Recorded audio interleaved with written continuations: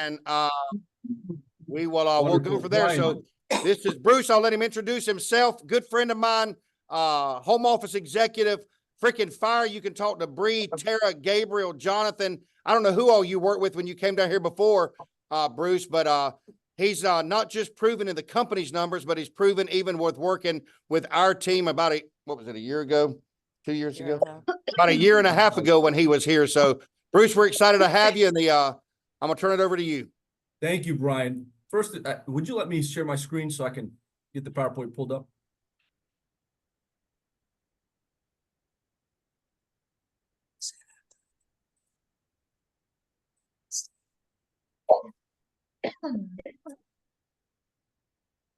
It is. Okay. Let me get it all set up here. Okay, guys, good morning. Thank you. This has been a privilege to get an opportunity to really go over what we're going to do as a collective agency to move the needle in closed cases. As you all know, closing cases is what leads to agency growth. We love servicing accounts. We love to take care of our clients that we already have. But if you want to take this to an $8 to $10 million agency, we need to focus on continuously driving closes. In the conversation that we had yesterday, it was awesome to see the amount of people we have in leadership. It definitely does give us some solid faith in this opportunity. But before I get into all of that, guys, I did want to let you know just a little bit about myself. I started about a little over a decade ago out of the Tim Knuckles agency, and it was a privilege to work under that type of environment. You know, always had a high standard. We're moving at a high rate of speed. And so, listen, I'm super excited to give you guys more tools to keep moving your business forward. So let's talk about referrals. The first thing I want everybody to understand is why. Why should we make this a priority? Number one, referrals have a 30% higher chance of conversion. This has been a statistic. This was a study that was actually done in 2021, which Forbes had actually published. And you can actually look this article up, and it's called The Power of Referrals. Just ask, right? Just ask. There's a lot of really cool things. So I want everybody to know the facts before we start diving into the other aspects of it. Another very big number here is 84% of business-to-business decision makers start the buying process with a referral. And companies with programs that had these referral programs in place reported a 71% higher conversion rate. We're talking momentum here. You're talking about cutting down the time that it takes for you to walk in to enrolling a case. Guys, that's where the money is made. Another piece here is 59% of companies with referral programs have higher lifetime value clients. The best client is an existing client. That's why I asked Brian, how many accounts do you all have currently that you're servicing? Because those are the best clients. They have seen firsthand either claims being done, how smooth our deduction process is. It's just so seamless. And the fact that you've got a person coming in every single time to service your account is definitely a cool feature. So the other one that I pointed out, that I did fail to point out, was a 69% faster closing cycle. So imagine, right? What is the average time frame it takes to walk into a business and enroll an account? Show of fingers. How many weeks does it take, right? What does that timeline look like? Okay, so you're looking at 4-week time frame, right? From walking in to setting the appointment up to presenting to getting the enrollment and everything else. It on average, it takes between 3 to 4 weeks. Imagine the 69% faster closing cycles. You're cutting that down to a week and a half, possibly more on the spot presentation closes. Those are the things that are going to continue to drive us. Incremental size moves like that is what's going to take this agency from $6 million to $8 and $10 million and beyond. The last one here, this is what we're trying to accomplish here at the Cannington agency, is create what we call, and I want you to write this down if you can write, this is the big one. It's a formalized referral program. Why? Because only 30% of business-to-business companies have one in place. You want to beat the other 70% in our industry, in our current company, you have to make sure that we've got this formed up and ready to go. We're coming up on the third and fourth quarter. It's a great time right now to start building up this habit and making sure that it's being done. Okay, so guys, look, the facts don't lie. I've given you the actual logic that has been done, and this is where we get into what to expect. Number one, referral gathering is another art to the business. So you have to understand that it's got to be something you do consistently. It's not something that you can just do every other walk-in or every other opportunity. It's got to be done so you can build that skill set. So like I said, it's got to be consistent. You cannot just say, hey, I'm going to collect referrals when I feel like it or when it turns out to be a good opportunity because I wrote so much AP. You have to always ask. You never know, right? That's going to be the key. And then last couple of ones I got in here is expect adversity. Expect adversity. You're going to be doing something like this, and you're going to have agents that are coming to you and saying, hey, you're holding me accountable to collecting these referrals, but I'm having some trouble. It's not working, whatever. Listen, hold your ground. Be the leader. Let them know that it works. The numbers don't lie. It is what is going to work. So listen, just hold your ground as leadership. And lastly, some big things to expect following all of this is more income and cash flow into your business. With that in mind, you're going to be able to move much more quickly, much more efficiently through this process. All right. So let's talk about the mindset here. 91% of customers, right, say that they would give referrals, but only 11% of sales professionals ask. Think about that. 91% of our customers, let's say we've got 30, let's say we do have 2,000 accounts. 91% of those would give us referrals. But think about how many times have you gone to a re-enrollment or one of your current enrollments and asked for referrals effectively? That is what you've got to ask yourself. And I'm sure some of you are like, man, I should have done that. Or man, I'm going to go do that today. So this is where we start getting into where and when to ask for referrals. Number one is after meeting a decision maker. It doesn't matter if you've converted them. It doesn't matter if you didn't convert them. You have to always ask. Okay. So the other one here is when you've given a presentation. When you've given a presentation, whether you've closed them or not, you have to ask. You're going to open up some doors that are going to lead to open opportunity.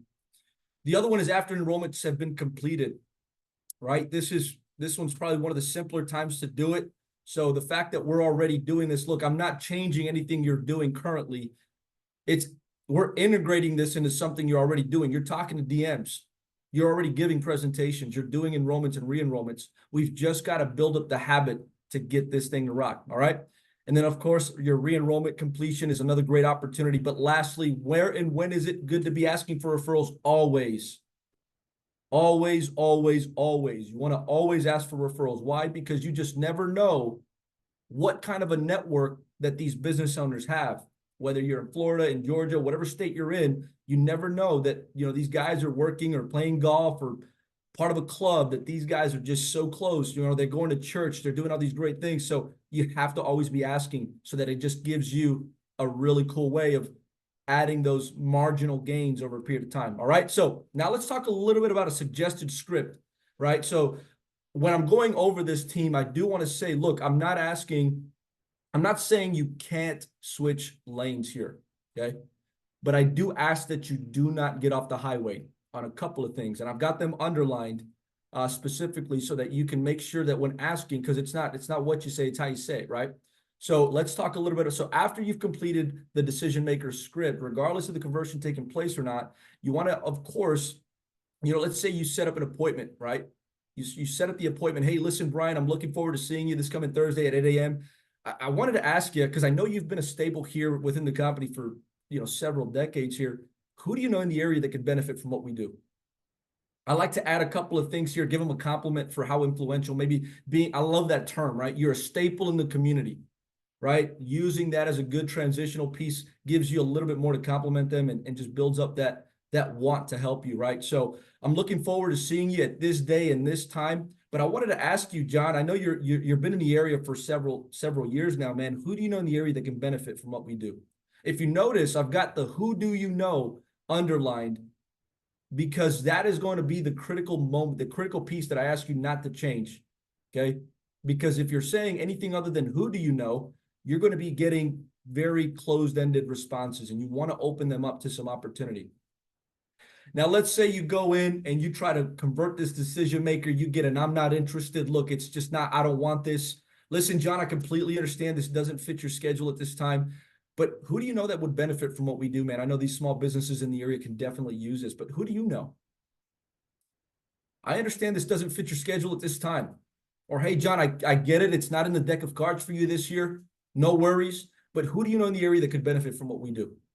I'm talking about the decision makers that are pretty adamant. These guys are just, look, I'm not interested. I'm not interested. I'm not interested. So the point here is we've got to make sure that we're just doing it consistently. The next one is after you've given a presentation, after whether you've closed them or not, right? You're seeing some similarities here, I hope. It doesn't matter if you've converted or not. The fact is that you're asking every time, regardless. Why? Here's why I feel confident in this, why I think this is going to work. Because not only have the numbers shown it, but number two is because we're training every one of our agents to do what? Number one, build rapport. We've got a script, we've got a process, we know what we're talking about. Product knowledge is in our training systems. So I think the only missing piece here is what is the cadence in which you're asking for referrals to continue to grow your business. So in this scenario, right, of course, you've gone in, you've exhausted all the scripts. This is the DM's just trying to, it's not something they want to do right now. They told you to come back at a different date, right? Very similar to the last one, right? Now, John, I get it. This is not something that works for you at this time, but listen, I know you've been around for some time now. Who do you know in the area that can benefit from what we do? The key here, okay, is who do you know, but I want you to start adding some of your own transitions in there, right? Role play this a few times. Get a good feel for what you think, what you're going to say, and record it, right? There's a lot of cool ways, right? So that's how I came up with, look, you've been a big staple in the community, John. Given that, who do you know that would benefit from what we do? That's my little small transition. You could definitely use it if you'd like, but telling somebody they're a staple in a given area, right? In Jacksonville, right? They're going to definitely take that to heart, especially some of these small business owners. All right. So let's say, for instance, you've closed the account. You've closed it. You've got an enrollment date. Everything's looking good. Hey, listen, John, I'm looking forward to serving you and your employees. You could even give them the date and the time this coming Tuesday at 8 a.m. But I did have one thing to ask you, man. I know you have been in business for quite some time. Who do you know in the Jacksonville area that can benefit from what we do as well? Always be asking. That's got to be the motto here. Always be asking. You are going to open up opportunities. Now let's move on to when the enrollment has been completed. This is when it gets a little bit more fun. And I'll tell you why after I go over this. Number one is, right, you can do this when you've dropped off the blue book, okay? Here's how it would say, right? So, Brian, I wanted to let you know that we were able to protect over 80% of your staff. That actually helped us put over $1.2 million worth of permanent coverage in place, giving your people permanent, something they could afford to keep after retirement. With all that considered, Brian, I wanted to ask you, who do you know in the Jacksonville area that can benefit from what we do? Right? The key here is I've given you a percentage. I've given you numbers. Business owners love numbers, right? If you're just saying, hey, man, we covered a lot of your employees that were all great, right? I want them to know the numbers. So, hey, Brian, I wanted to let you know, man, it was a great time with your employees. They were all exceptional. We were actually able to protect over 87% of them, which we were able to also have over $1 million of protection here in your organization, all from one decision you made a couple of weeks ago. So listen, man, I'm excited to see what we can do for your team. But let me ask you this. Who do you know in whatever state you're in that can benefit from what we do? That's going to be the key. So listen, this is from an initial enrollment. You've gone in, you're excited, you generated the AP. Okay, bring them some logical data, some cool results, give them some updates, and then ask for how, an opportunity to continue to grow your business. Oops. Let's see.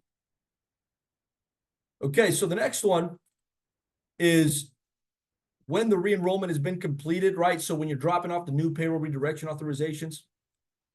So now here's where you thank them, right? This is a house account.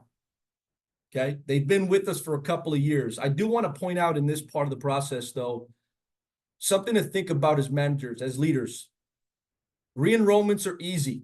Enrolling and servicing is easy. That's simple, right? Especially if the account has been with us for some time, they're conditioned. You just go in, they're all coming to you, they're sitting down with them. Here's what we would ask for you of leadership. The standard is yeah, the enrollment's going to be great, but what I ask is that you collect referrals more than anything. Collect referrals more than anything. Why? Because look, not only did you generate the servicing aspect and you got the production from it, you also made an opportunity to grow your business in the agency. So let's say we're re-enrolling 30 accounts a week. The standard has to be 3 referrals, right? Aim to get 3 referrals per minimum. I mean, that's got to be the thing, right? So, Brian, I want to thank you for continuing to allow us to service you for the last 3 years. As of right now, we have well over 18 people currently covered. We've paid out over $80,000 worth of claims just this year. You know, and given all of that, Brian, I wanted to ask you, who do you know that would benefit from what I do? A couple of things you can do. In every one of those situations where you're asking for business for referrals, you can grab your route list and feel free to open it up and show them, hey, listen, John, when you ask and they're like, man, I'm having a little trouble. Can I get back to you on that? Hey, listen, John, no problem at all. Here's just a list of a couple of businesses I'm going to be stopping by today. Let me know which one really sticks out to you, okay? And then just go down the list through, and they're going to be, well, I know this guy. I go to church with this guy. Let's go, right? So now you're giving them some visual illustration to show where's the direction in the referral process. So the key here is, number one, always be asking. But in this particular situation is when the enrollment has been completed, it's good to always bring back what was the result, right? Business owners love hearing about the result, getting an update on the turnout. That gets them excited, right? They don't want to be wasting their time. So for you to come back after a solid enrollment or re-enrollment opportunity and let them know some good news, and then ask for some opportunity, that just gives you more credibility going into the next session, the next phase of this all, okay? This is a document that's available on Agent Services. This is a client feedback form, okay? This is where if you've got a newer agent that may not have the ability to, start getting into the asking for the referrals, they can start by asking for feedback. So let's say this is an initial enrollment they have. So a cool step would be to make sure your agents have these in their cars when they're dropping the Blue Book off. It's a good time for them to get some feedback. Hey, listen, Brian, I want to say, man, we've had an outstanding turnout. Over 90% of your staff participated. We were able to put over, $800,000 worth of coverage in place. So I'm really excited to be able to protect your families. But I did want to, before I really finished all of this, I wanted to get some feedback from you. I know our agency owner, Brian, would really appreciate this. And then, of course, the agent would go through these questions. What went well with the enrollment? What could we improve for next year? Comments or suggestions. Talk about some service visit dates. Once a month, once a quarter. What is that going to look like? And setting those expectations. And then the other one is annual enrollment date. Letting the person know that the annual enrollment date is going to be this, so they're already having this in place. And then lastly, I've covered the first bill with you, Mr. Bookkeeper, Mr. Business Owner, Mrs. Business Owner, and then go ahead and sign here. Down below is that's where then they would ask for a referral. Now, listen, Brian, I want to thank you for all the feedback. Sounds like we did a decent job here, but I did want to ask, who do you know in the area that might be able to benefit from this as well? Usually people that we partner with and have this good of a turnout, we typically get about 3 to 5 people that they refer. Who would you like to refer first? Let's go. Right there, assumptive, right? That is going to be the key when going through this is typically, right, or usually people that we partner with and have this type of a turnout refer 3 to 5. Who would you like to refer first? You have to set that standard. You got to set that preface in there. Most accounts or most clients or most partnerships that I have or accounts that I have give me about 3 to 5 in their network or whoever they work with. Who do you know that would benefit from what we do like you did? Right? We've got credibility. The result was there. Why wouldn't we ask for opportunities to start tapping into the network that they're in? Now, Next, I want to teach you all how to log a referral in Epic. Some of you already know this. Most of you may already know this as well, but here's the next phase of all of this. Number one, I've given you the why. You understand the logic and the studies that have been done over the last couple of years on why this is beneficial and why we're going to be able to take this to $10 million as an agency. We now know how to do it, when to do it. But the last thing is, how do we track it? And it's going to be how to log a referral in Epic, how you're creating the leads in Epic and giving it that disposition. So I've got some images here. So first, in your phone, I'm going to show you the phone view. In your phone, you're going to be pulling of course, this is what it's going to look like. You're going to go down to the bottom right and hit the menu button. Once you hit you can pull up your phones, by the way. I know some of you are driving, so please be careful. But once you click the menu button down at the bottom right-hand side, you're going to go to the Leads tab. Once you click the Leads tab, it's going to populate this screenshot here, but up at the top right-hand side, you're going to click New. You're going to click New. Once I've selected New, I'm then prompted to input any of the information that I've collected, right, for that business. Whether it's just a first. Now, here's what I do want to preface here. It's not a referral if they just give you a business name. Okay, if they, why don't you go check at 123 Towing? If they say that, you got to follow it up. Okay, great. Who do I ask for, John? Who do I ask for?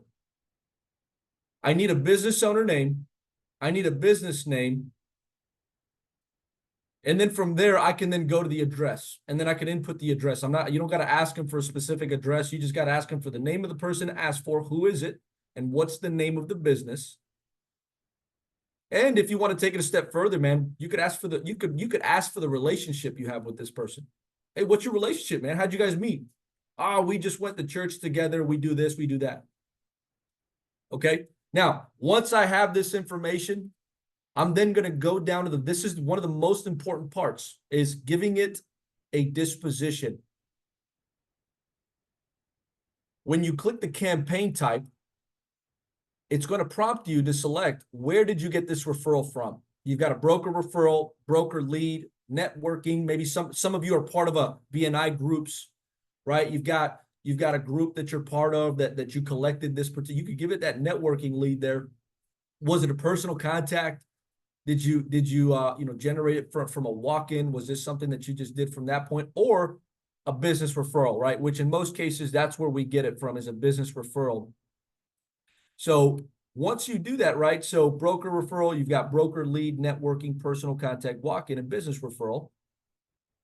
Here's why it's important, because there's actually a layer in your phone or even in Epic that you're going to be able to compartmentalize, or you're going to be able, from one click, find where these referrals are, right? I'm sure some of you've got thousands of leads to sift through, and that becomes a little challenging. So what you have to do is, once you go ahead and have that disposition in their campaign type, you want to make sure that you're able to know where to find these. So here's how you find them in your phone. I've given you the phone view. It's a little flipped here. The manila folder, if you see the manila folder down below that I've got a red box around, it's usually on the left-hand side. It was a mirror image. So you would click the little manila folder or the little saved layers button, just like you would in the laptop. Following that layer, you're going to be prompted to go ahead and click the work site, or the work. If you're in leadership, you've got the work site management, the management folder. And then down here, you've got your worksite referral leads. Okay, your worksite referral leads. This is where every week, this is where you should be reviewing another layer where your money is going to be made. These are money-making opportunities in each one of these layers. You've just got to be able to know where they're at and how you're going to be able to calibrate or strategize your way of building a route around this. So a couple of other referral methods that we're doing is, I want you all to know that the first name, or a name and a business name, is a referral. Yes, it's a great referral. Other referral methods are golden tickets. I know some of us are already doing that.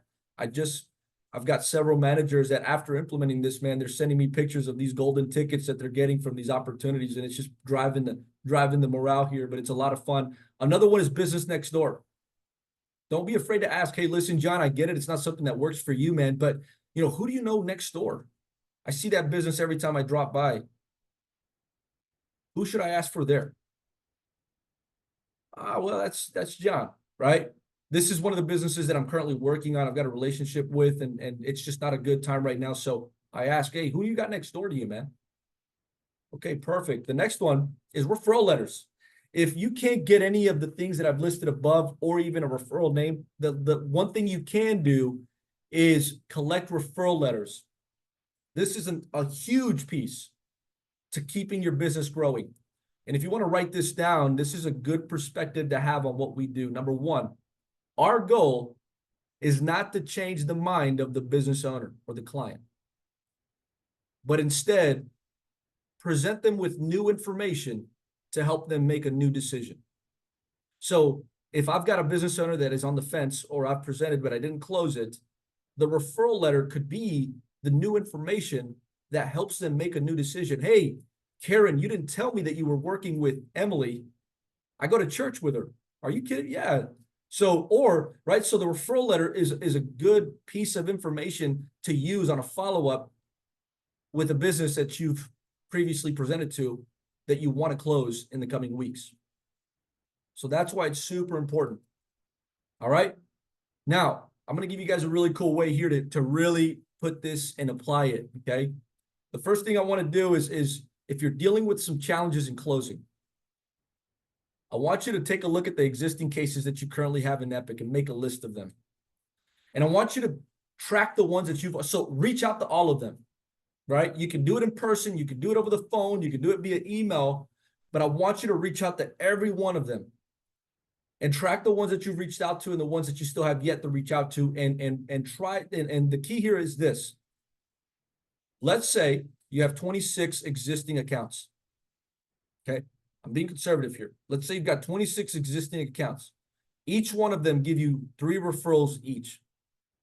That's going to equal out to 7,800 or 78 referrals total that you collect.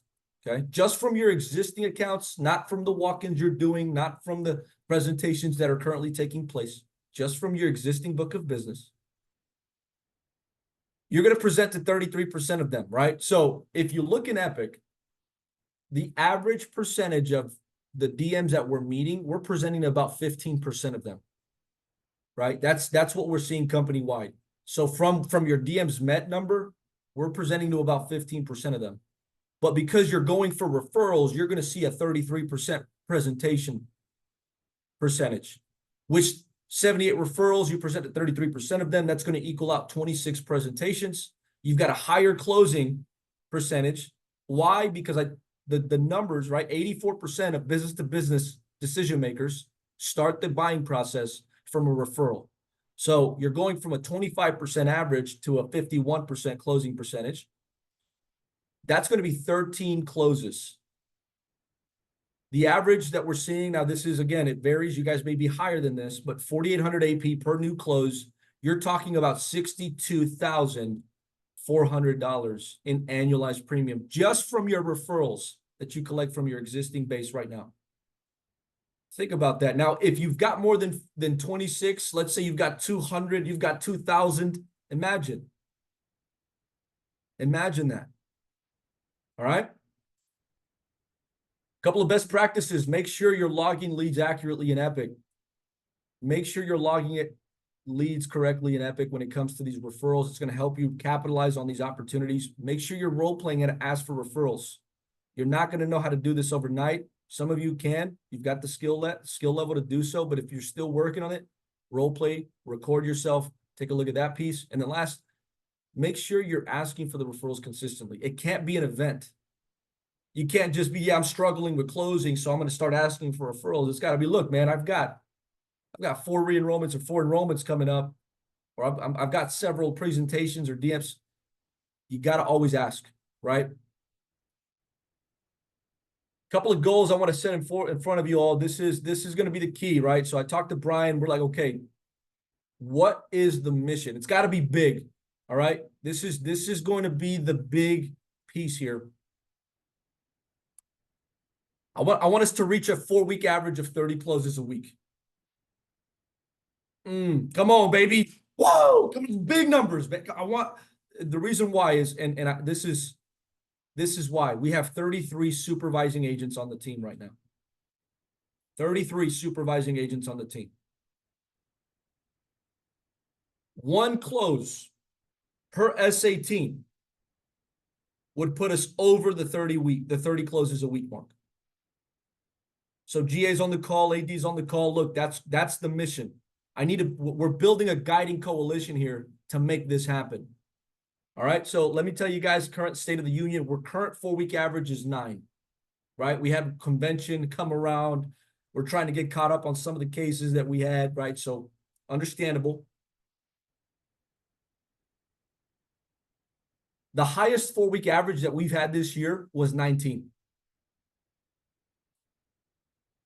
The highest 4-week average that we had this year was 19.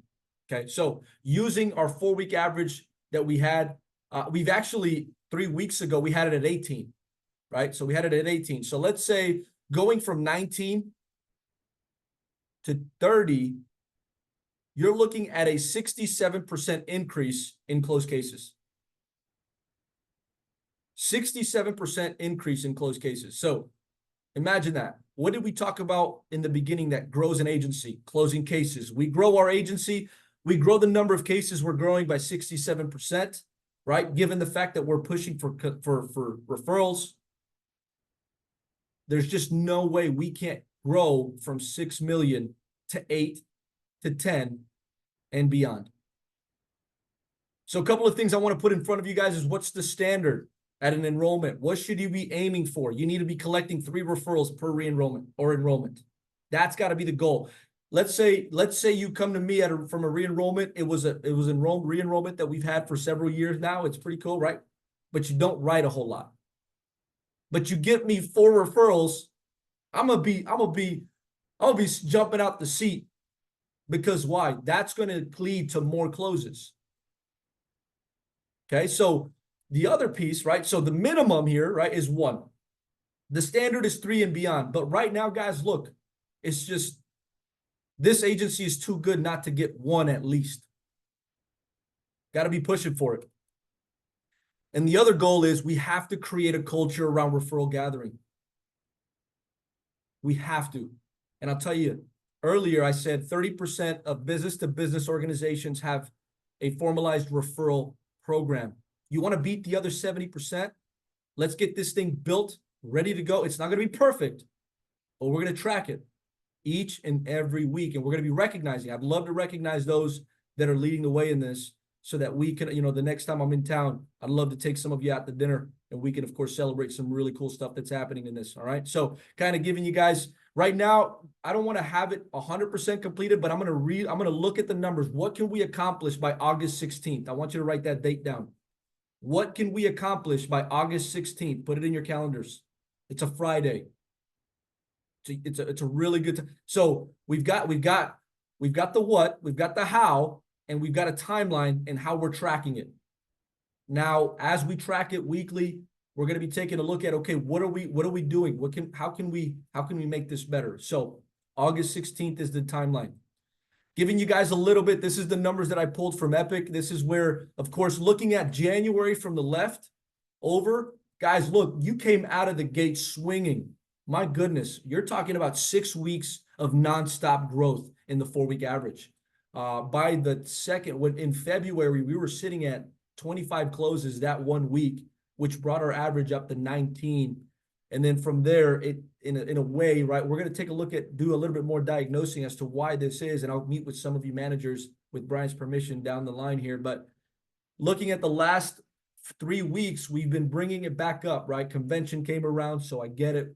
This week, we're at 9. We can definitely bring it back up. So guys, look, 30 closes a week is feasible. 1 closed case minimum per SA team. I believe in every one of these essays that we have on the team, the GAs, the ADs, the agents, the AOs. Come on, baby. Let's go. A couple of things to recap here. Ask for referrals consistently. It won't work unless you do this. Remember the facts. They don't lie. 91% of consumers say they would give referrals, but only 11% of professionals ask. Don't be the other 89%. You got to be the 11%. 84% of business-to-business decision makers start the buying process from a referral. Only 30% of business-to-business companies have a formalized referral program. That is huge right there. You want to get the advantage? This is why we're focusing in on this. We can beat the other 70% by doing this. Oops, forgot a typo here. 30 closes a 4-week average. That's our goal. And we want to achieve this. We want to aim to achieve it by the 16th. We want to see what we can do. This is a true test to what the Cannington agency is capable of. So it doesn't define you, but it does give us a good understanding of what we're currently at and what we can do to continue to grow it. So anyways, that is really all I have for today. The last thing I want to add is, look, habits are developed one action at a time. We've just got to stay consistent with it. All right. Thank you very much, Brian. That's all I have for today. Man, Bruce, thank you so much. Thanks, everybody, for being on this course. Most of you will be in the office tomorrow. Can get with your leadership team. ADs, I'll be popping this to you because I did record this, so you can review it again, take the notes, those of you that were driving and what have you, and implement this. I think the ask is a very small ask. We all talk about closing a case a week to get paid every week, right? And again, you think about if we were adding them at 30 a pace, 30 in 52 weeks, we've closed 1,500 cases, right? What does that do to your team's growth? What does that do to your individual growth? What does that do to the long-term growth? Because the crazy thing is that we got 2,000 now, we had 1,500, we're at 3,500 next year. And then you double that, basically 3,500 to 7,000 in 2 years. And I always look at that long term. It's the enrollment, mid-year re-enrollment. It's what you're building. It's that foundation. So super excited about getting this installed. I'll work on getting scripts and everything else. So ADs, you have everything to give to the GAs and the SAs. Besides that, those of you that are out in the field today, be careful. Love y'all. God bless you. And we will see you on the flip side.